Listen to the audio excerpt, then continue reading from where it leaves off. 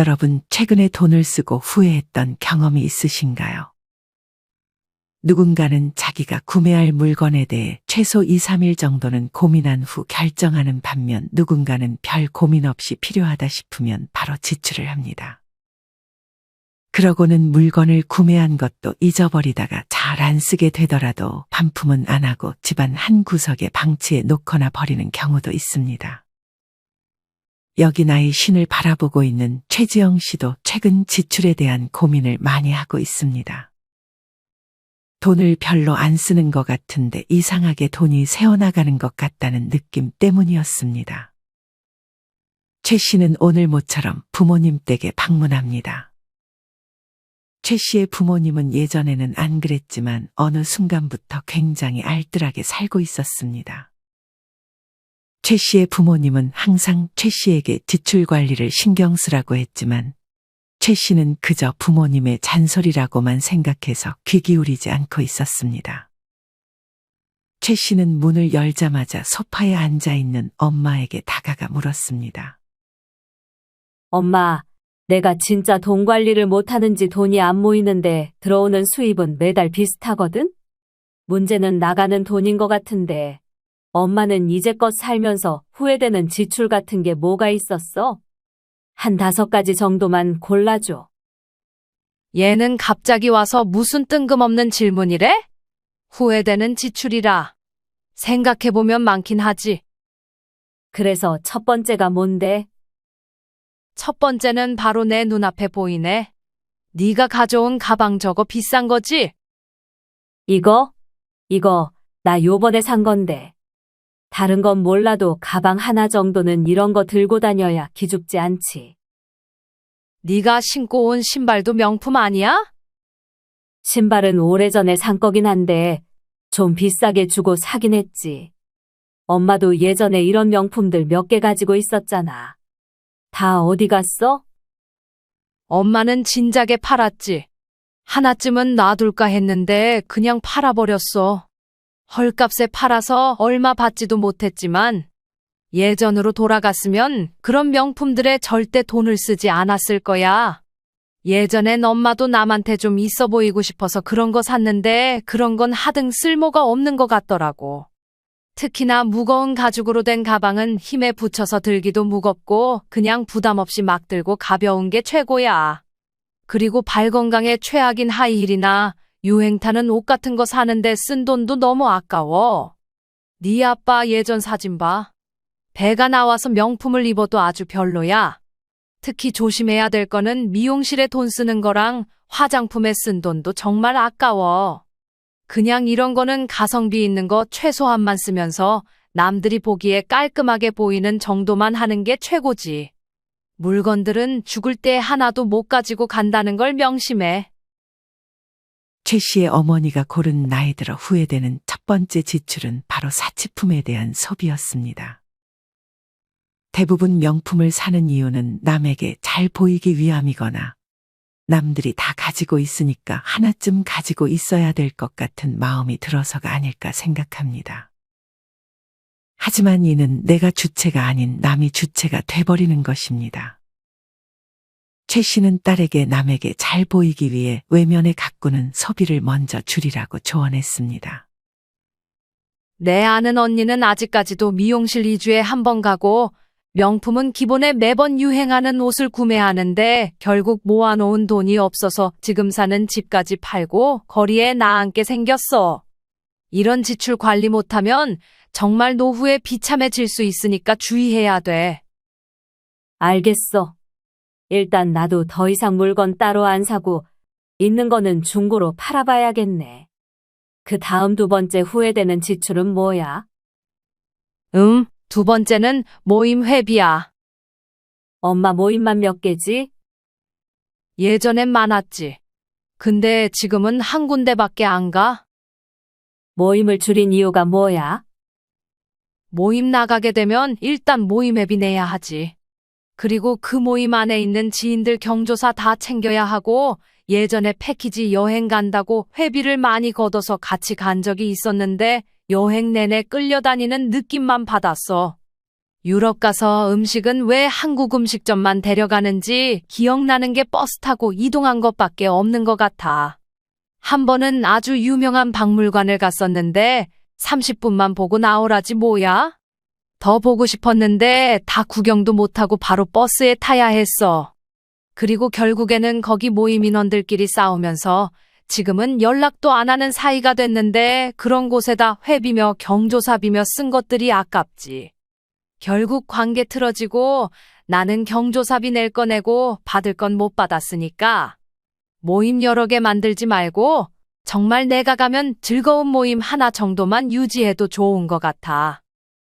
나도 지금 모임이 3-4개 정도 되는데 엄마 말대로 같이 여행도 가고 경조사 챙기고 하면 진짜 돈이 쑥쑥 나가긴 하더라. 이 부분도 한번 생각해 봐야겠네. 최 씨의 어머니가 고른 후회되는 지출 두 번째는 모임에 쓰는 돈이었습니다. 여러분은 현재 모임을 몇 개나 나가시나요? 모임이 많은 분들은 10개가 넘는 모임에 참석하기도 합니다. 만약 모임 한 개당 한 달 회비가 5만 원이라고 했을 때 모임 10개면 한 달에 50만 원, 1년이면 600만 원의 큰 돈이 될 것입니다. 이것보다 큰 것은 모임에 있는 지인들의 경조사비를 챙기는 것입니다. 요새는 밥값이 5만 원 가까이에서 축의금, 조의금으로 최소 10만 원은 해야 하는 분위기입니다.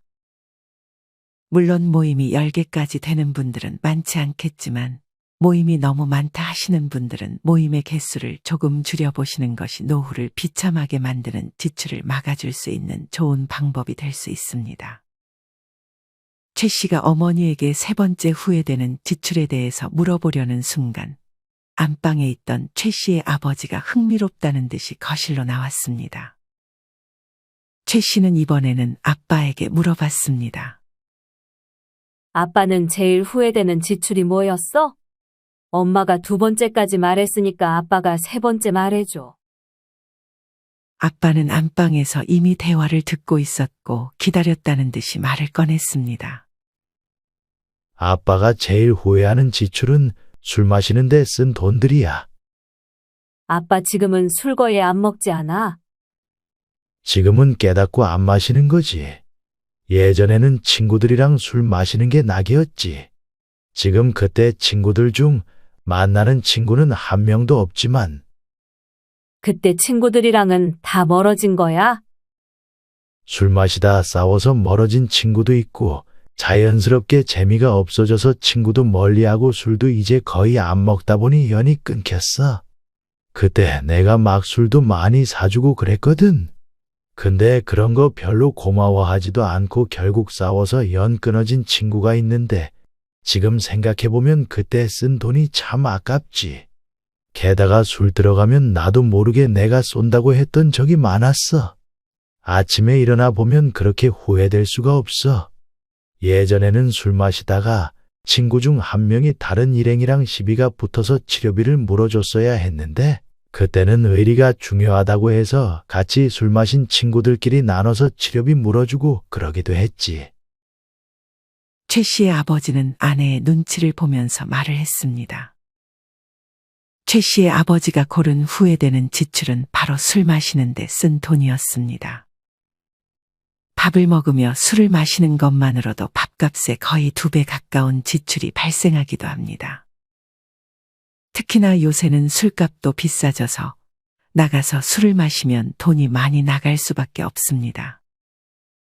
물론 술을 별로 안 좋아하시는 분들도 있겠지만 술을 좋아하시는 분들이라면 내가 술 마시는데 나가는 지출이 과하진 않은지 돌아보는 것이 노후를 비참하게 만드는 지출을 막을 수 있는 방법 중 하나입니다.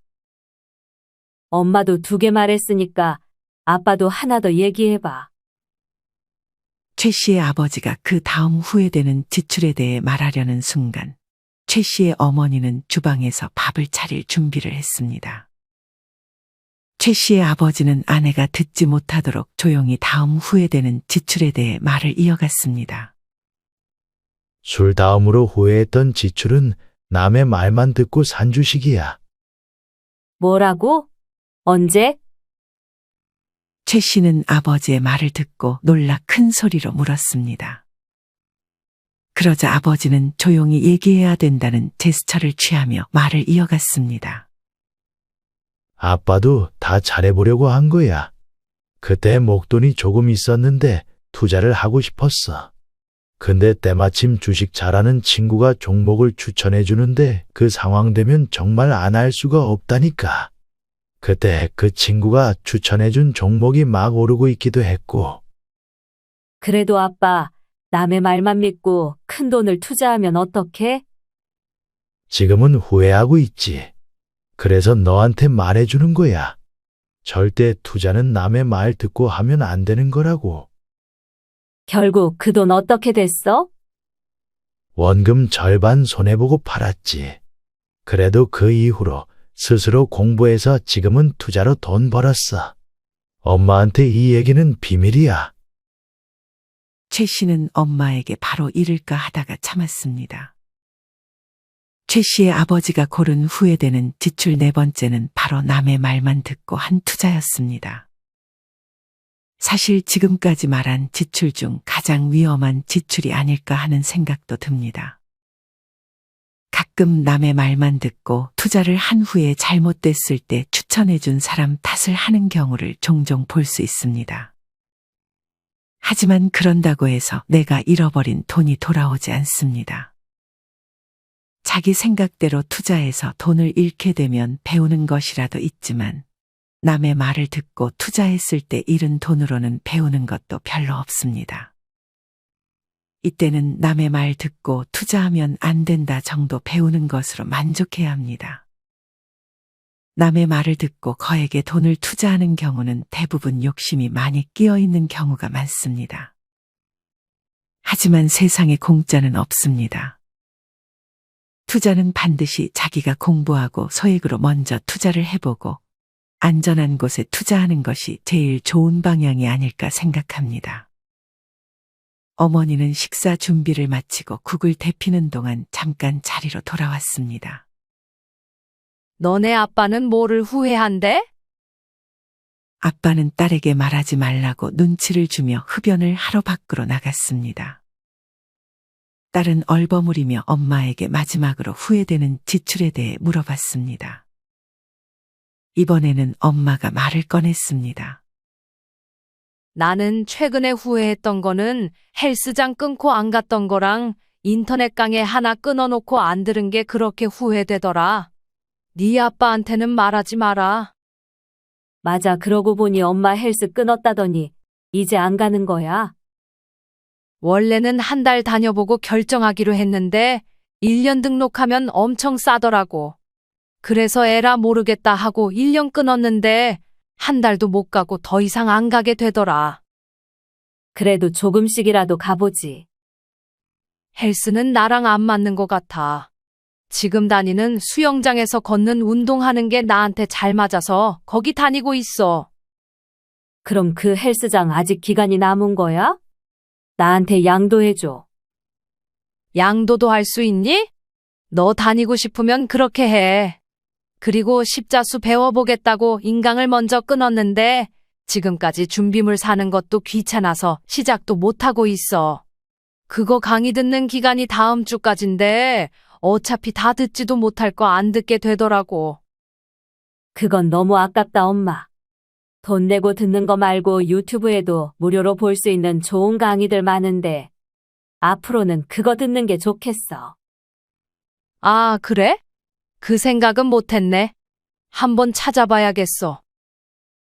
최 씨의 어머니가 고른 후회되는 지출 마지막은 끊어놓고 안 간 헬스장과 비싼 돈 주고 구매한 인터넷 강의입니다.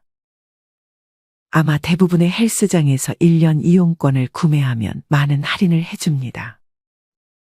하지만 많은 분들이 1년 이용권을 끊고 초반에는 열심히 다니다가 어느 순간부터 더는 헬스장에 가지 않습니다. 이러면 차라리 한 달 이용권을 끊는 것이 낫게 되는 것입니다. 만약 내가 어떤 운동이나 배우는 것을 이제 막 시작하는 단계라면 아무리 싸다고 해서 1년 이용권을 바로 끊는 것보다는 일단 한두 달 먼저 다녀보고 계속 다닐 수 있겠다 싶은 생각이 들 때 1년 이용권을 끊는 것이 좋습니다. 인터넷 유료 강의도 요새 많이 있는데 사실 유튜브에 대부분 좋은 강의 영상들이 다 있는 것 같습니다. 십자수를 배우고 싶다면 그냥 유튜브에 십자수 기초라고 검색해보거나 십자수 하는 방법이라고 검색한 후 천천히 따라해보는 걸로 충분하지 않을까 생각이 듭니다. 유튜브에서 최대한 찾아보고 정 없다면 그때 유료 강의를 찾아보는 것이 좋은 방향일 수 있습니다. 여러분은 이 5가지 지출 중에 후회됐던 지출이 있으셨나요? 별로 큰 돈이 아니라고 생각할 수 있지만 이게 몇 달이 되고 몇 년이 된다면 정말 큰 돈입니다. 나이 들수록 우리가 모아놓은 돈은 정말 목숨 같습니다. 그런 돈들을 차곡차곡 잘 모으기 위해서는 노후를 비참하게 만드는 지출을 잘 통제해야 합니다. 지출을 잘 통제한 후에는 우리가 모은 돈을 잘 지켜내야 합니다. 그래서 지금부터는 행복 100세 자산관리 연구회 대표 강창희 교수님이 알려주는 노후의 돈을 잘 지키는 노하우에 대해 알려드리려 합니다. 영상 끝까지 시청하셔서 걱정 없이 노후를 살아가는 법에 대해 좋은 정보 알아가셨으면 좋겠습니다. 그럼 시작하겠습니다. 세상의 변화에 맞추어 우리도 빨리 변화해야 하는데 그 중에서도 가정 경제 측면에서 가장 빨리 바꿔야 할 것이 바로 절약에 대한 생각입니다. 제가 강연을 하러 가서 절약을 이야기하면 많은 분이 어이없다는 표정을 짓습니다. 재테크 관련 강좌라고 해서 혹시 기발한 종목이나 하나 찍어주지 않을까 기대하고 왔더니 겨우 한다는 말이 절약하라고. 세상에 그걸 모르는 사람이 어디 있어 라는 거죠. 그런데 과연 우리는 절약을 제대로 이해하고 제대로 실천하면서 살고 있을까요? 지난 30에서 40년 동안 우리 사회는 고성장 시대, 아주 특별한 시대를 지나왔습니다. 그래서인지 우리 나름대로는 아낀다고 생각하지만 선진국 사람들이 보면 낭비 요인, 거품 요인이 너무나 많다고들 합니다. 재미교포가 성공해서 한국 회사의 사장으로 발령받아 서울에 왔는데 몇 달을 살고 나서 이런 이야기를 하더군요.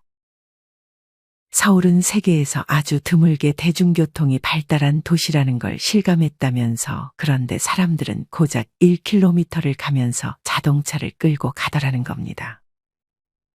그것만이 아닙니다. 꼭 필요하지 않은데도 자동차를 사고 자녀 교육이나 결혼, 경조사 등에도 너무 많은 돈을 쓴다는 겁니다. 아마 세계에서 우리나라처럼 남의 눈을 의식하는 나라도 없지 않을까 싶습니다. 저는 미국에서 살아보지 않았기 때문에 미국을 잘 모르지만 미국에서 온 사람이 이렇게 말했습니다.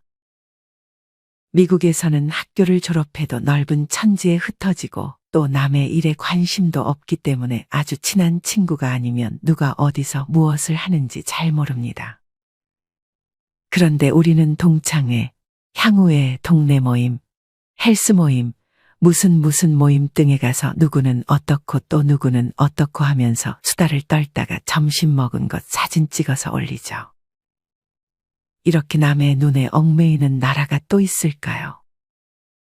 사르트르가 했다는 인간은 타인의 눈길에서 지옥을 경험한다라는 말을 다시 한번 생각해 보게 됩니다. 결혼 비용에 대해서는 우리나라와 일본이 또 다릅니다. 일본에서는 젊은이들이 부모에게 결혼 비용으로 신세 좀 지려면 이리저리 눈치 보다가 어떻게 조금만 도와줄 수 없을까요? 하고 물어볼 정도입니다. 기업체 사장인 일본 지인에게 딸이 시집갈 때 결혼 비용 얼마나 지원해줬냐고 물어봤습니다. 그랬더니 이렇게 답해요. 얼마 대줬더라. 신혼여행 갈 때 150만 엔 줬나. 우리 돈으로 1,500만 원 주고 끝냈다는 겁니다. 우리나라는 어떻습니까? 자녀보다도 부모가 더 못 대줘서 난리입니다. 자녀가 스스로 준비한 돈으로 결혼하는 경우는 10% 정도밖에 안 된다고 합니다.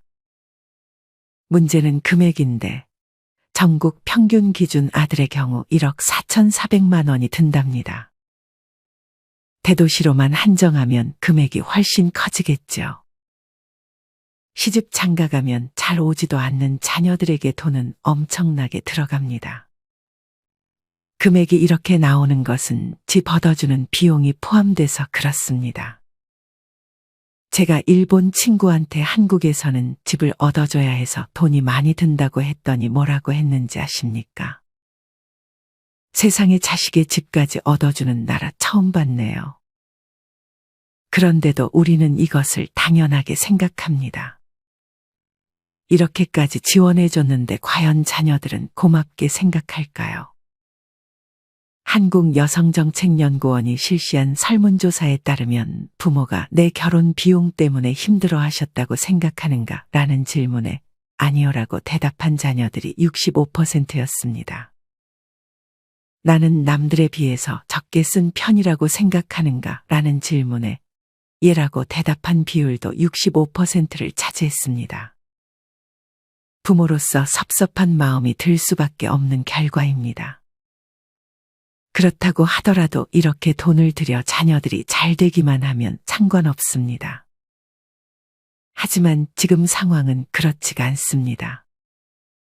우리 부모님 세대는 논 팔고 집 팔아서 자녀들을 시험만 잘 보게 만들어 놓으면 본전을 뽑았습니다.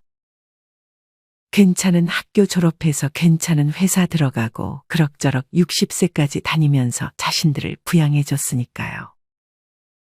하지만 지금은 인류 기업에 들어가도 40대 후반이 되면 언제 잘릴지 전전긍긍하는 사람이 대부분입니다.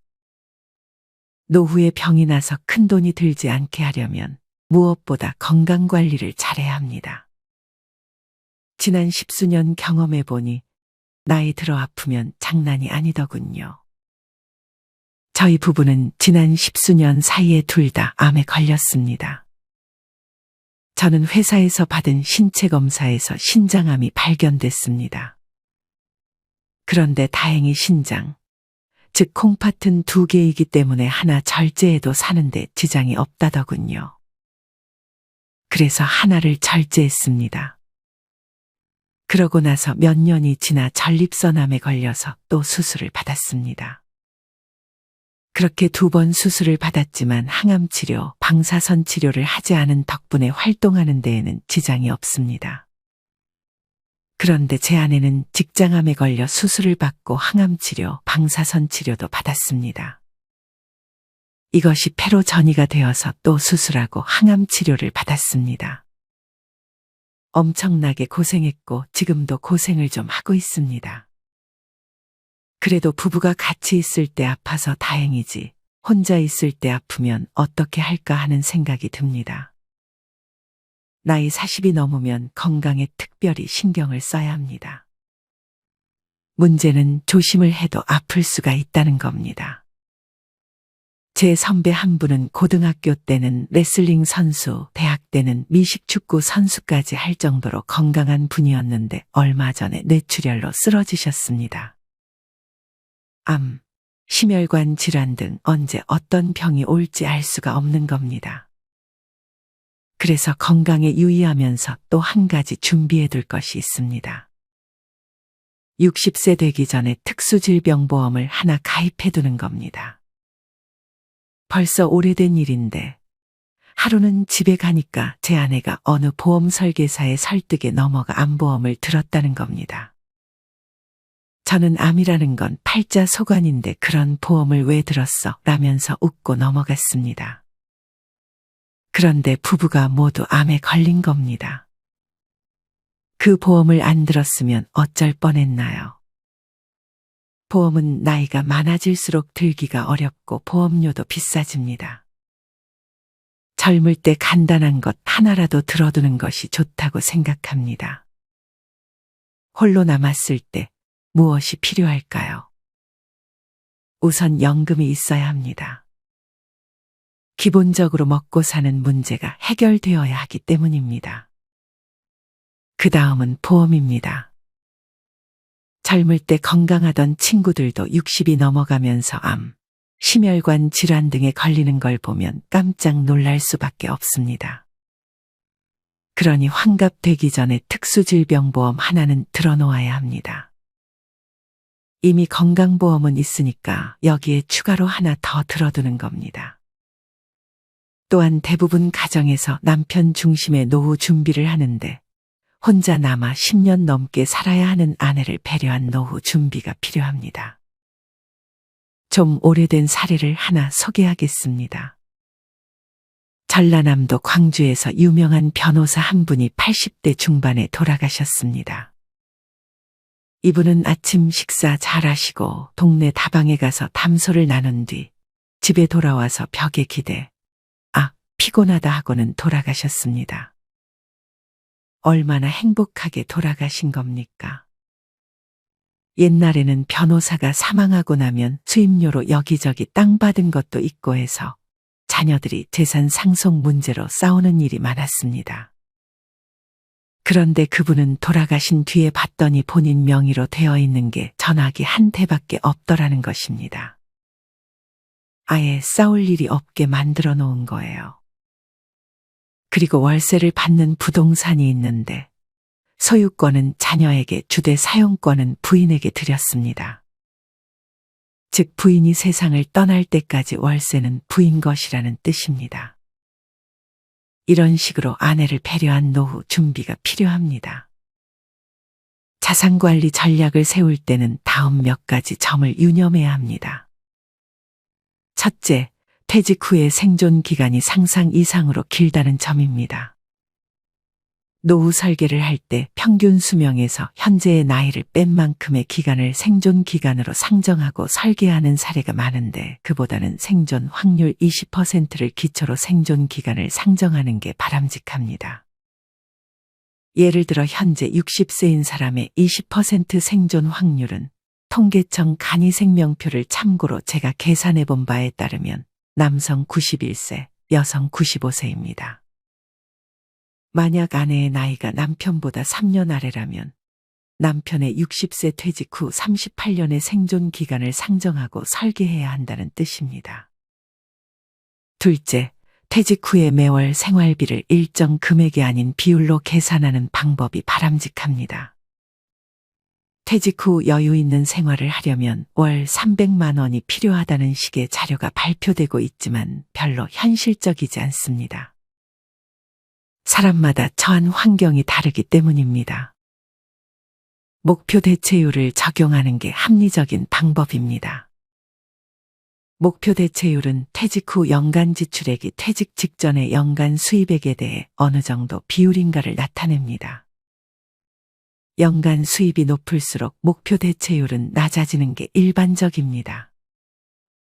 예를 들어 퇴직 직전 연수입이 6천만 원이었던 직장인이 퇴직 후 생활비 목표 대체율을 60%로 잡는다면 퇴직 후 생활비는 연간 3,600만 원, 즉 월 300만 원이 됩니다.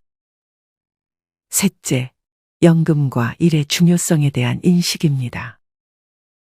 매월 일정한 연금 수입과 재취업을 통한 근로소득을 얻을 수 있다면 그만큼 자산 관리를 하기가 쉬워집니다. 예를 들어 부부 합산 연금 예상 수령액이 월 150만 원이라고 가정하면 월 생활비 300만 원 중에서 나머지 150만 원은 자주 노력으로 조달해야 합니다. 지방 도시나 퇴직자 전용 주거 지역으로 이전하는 등의 방법으로 생활비를 절약할 필요가 있습니다. 이런 노력에도 불구하고 모자라는 생활비는 그동안 마련해둔 노후 자금에서 인출해 쓸 수밖에 없습니다. 주택연금을 활용해 연금 수입을 늘리는 것도 하나의 방법입니다. 그래도 갈 때 자녀에게 집 한 채는 주고 가야지라고 생각하는 사람들도 있을 겁니다.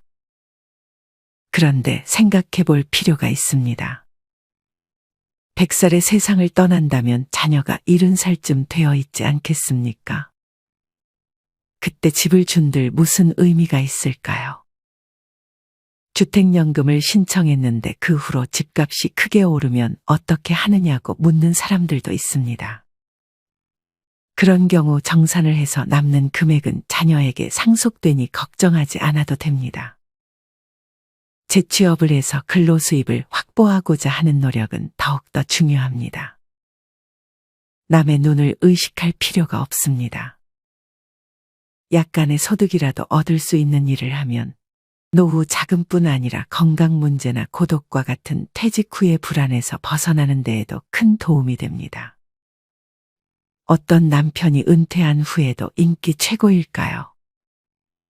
요리 잘하는 남편, 건강한 남편, 싹싹한 남편, 집안일 잘 도와주는 남편. 이 중에는 답이 없습니다. 낮에는 집에 없는 남편이라고 합니다. 다른 나라도 다 똑같다는 거죠. 그러니 남성분들은 아내 탓할 것 없이 퇴직하고 나서도 돈이 되든 안 되든 아침 9시부터 오후 5시까지는 자기만의 시간, 소일거리를 갖도록 미리미리 생각해둬야 한다는 얘기입니다. 티베트 종교 지도자 달라이 라마가 이런 말을 했답니다. 자신이 다른 사람들에게 쓸모있는 존재가 아니라고 생각하는 노인은 자신이 남에게 유용한 존재라고 느끼는 노인보다 일찍 숨질 가능성이 3배 가까이 높게 나왔다. 부유한 나라에서 고통과 분노의 정도가 더 심한 건 물질적 부가 부족해서가 아니다. 내가 남에게 필요한 존재라는 느낌이나 내가 사회와 함께하고 있다는 느낌을 더 이상 갖지 못하기 때문이다. 은행 최고위직에서 퇴직한 제 선배 한 분이 있는데요. 한 번은 이런 말씀을 하시더군요. 퇴직하고 나니까 쓸모없는 인간이 된 것 같아서 서글프다. 쓸모있는 인간을 다른 누군가가 만들어주는 게 아니지 않을까요? 스스로 쓸모있는 사람이 되도록 노력해야 하지 않을까요? 그런데 주위에서 보면 높은 자리에 있던 분들, 끝발 있는 자리에 있던 분들이 이런 게 더 잘 안 되지 않나 하는 생각이 듭니다. 한 번쯤 생각해 볼 필요가 있지 않을까요? 의외로 많은 사람이 간과하는 것이 있습니다. 바로 자기 자신입니다. 리스크 관리 측면에서 직장인들이 자기 자신이라고 하는 인적자산의 특성에 따라 금융자산을 어떻게 관리해야 하는가에 대해 이야기하고자 합니다. 결론부터 이야기하자면 직장인은 자기 자신이라는 인적자산의 특성을 냉정히 분석해보고 그에 맞는 자산관리 방법을 찾아야 합니다. IMF 금융위기 이전까지만 해도 우리나라 직장인들의 인생은 대부분 정형화되어 있었습니다. 적어도 그렇다고 생각하는 사람들이 많았습니다. 좋은 학교를 나와 좋은 회사에 취직하여 정년까지 근무한다는 생각으로 인생 설계를 하는 직장인이 대부분이었습니다. 일단 회사에 들어가서는 남보다 조금만 열심히 일하기만 하면 어느 정도 장래를 보장받을 수 있는 시대이기도 했습니다. 그러나 IMF 금융위기 이후 세상이 완전히 바뀌었습니다. 고학력도 안정된 직장도 이제는 과거의 유물이 되어버렸습니다. 급여는 성과주의에 따라 변동폭이 커졌습니다. 안정된 직장이라고 생각했던 대기업도 한순간에 도산하는 시대가 됐습니다. 설립된 지 몇 년 되지도 않고 젊은 사장이 경영하는 신생 IT 기업이 대기업을 인수하는 경우도 나타나고 있습니다. 그야말로 리스크의 시대라고 할 수 있습니다. 이러한 리스크는 어디에서 생겨난 걸까요? 지식이 가치 창조의 원천인 시대가 됐기 때문이 아닐까 생각합니다. 다시 말해 지식이 막대한 부를 창조하는 시대가 됐다는 얘기입니다. 같은 설비를 갖고 있는 기업이라도 종업원들이 그 설비를 제대로 활용할 수 있는 지식을 얼마나 보유하고 있느냐에 따라 비즈니스의 성과가 크게 달라지는 시대인 겁니다.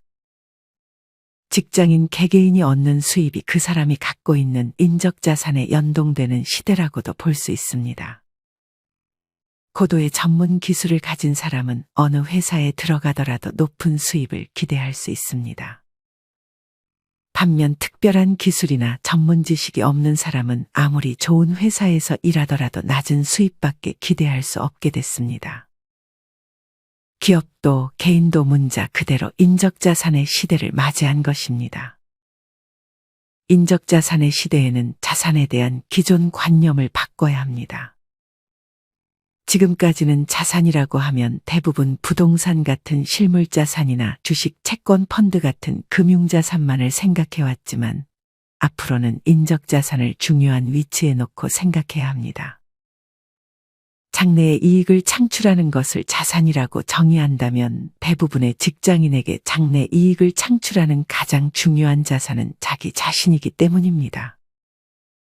자기 자신이야말로 급여, 보너스, 퇴직금 등과 같은 수입을 벌어들이는 가장 중요하고 안정된 인적자산인 것입니다.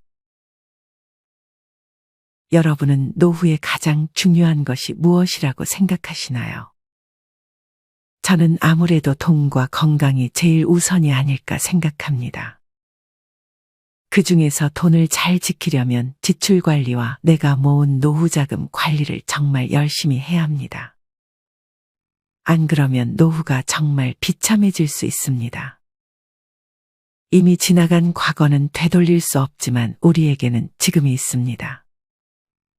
지금부터라도 배우고 스스로 공부하여 목숨과도 같은 돈을 잘 지킬 수 있어야 합니다. 여러분은 살면서 후회되는 지출이 있으신가요? 그렇다면 어떤 지출이 가장 후회됐나요? 여러분이 가장 후회했던 지출 한 가지를 댓글로 남겨주세요.